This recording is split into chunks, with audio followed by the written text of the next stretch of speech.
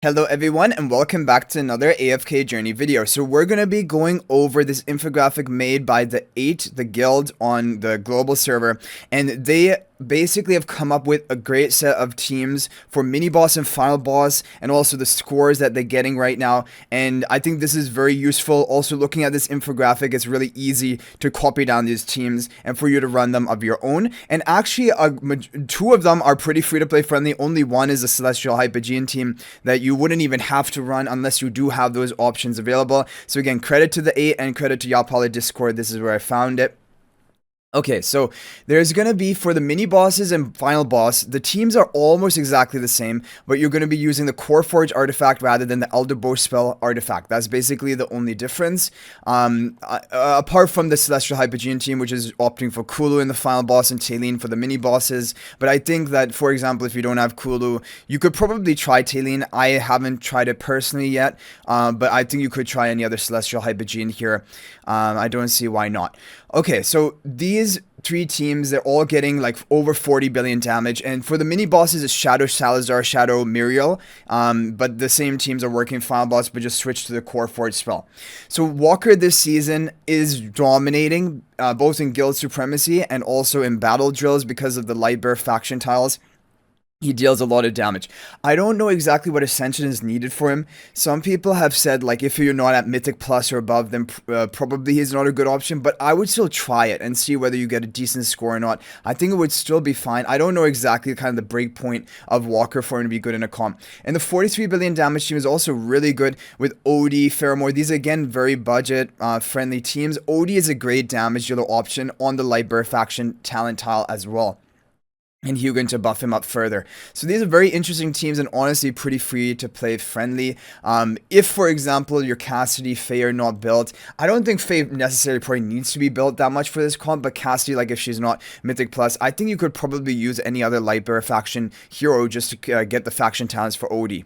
And then you have this Celestial Hypogean team with Shamira, and it is using Rainier at Mythic Plus.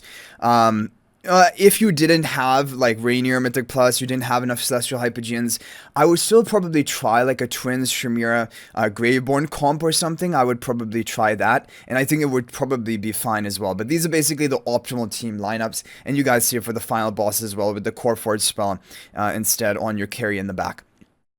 Okay, so this is that. Now, also, they have put together basically 4 different teams you can run for different sections on the map, these different towers that you're going to be facing along the way. So there's going to be the red circled up towers. These are where you want to use more of the single target damage dealer comps, like you're using Walker here, Sinbad for the debuff, and then or you're using the Shamira comp. And I'll talk about the comp and actually explain it, because you might be thinking like it's kind of cut off, but I'll walk you through exactly how to position it.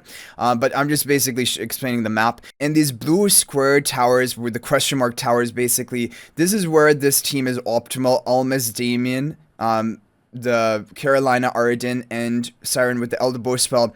But basically any Iron nuke team would work here as well, but they've just put Iron in a different team and another team, basically making 2 AoE teams out of it rather than just having one of them. But definitely for these blue squared question mark towers, you could use an Iron nuke team like Iron Almas, Carolina Arden combo like that would be fine as well.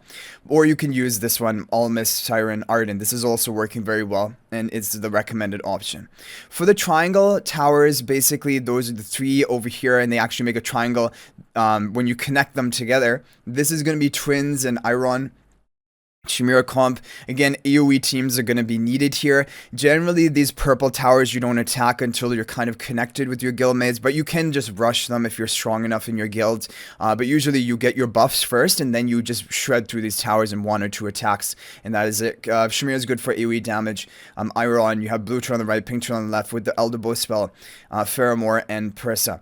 Now, the red circle towers are going to be all of these other ones where you're going to be going for the single target damage and Walker comp with Core Forge spell, Sinbad, and to debuff them. This is like kind of similar to one of the boss teams. The other team down here, this is going to be also for the red circle towers. It's more of a single target team with the Shamira damage and also Bonnie Supreme Plus, pink twin on the right, blue twin on the left, core forge spell with Shamir on the back, and Coco behind the blue twin. So, yeah, the heroes are cut off, but basically this is Coco, this is Shamir, this is Siren, this is Alamis, and all of the other ones are here. So basically, this is like all you need. Just looking at these two images, you will be able to save your teams and then use them in these formations.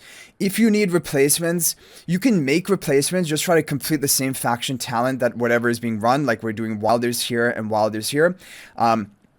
And just think about, like, you will have to have the key damage dealer. If you're going to use a Walker comp, you would ideally want Walker, or you could probably even here use probably Odie in the back, and because you have the 3 light bearers anyway, and we know Odie does well with the light bearer faction talents, and Sinbad can debuff.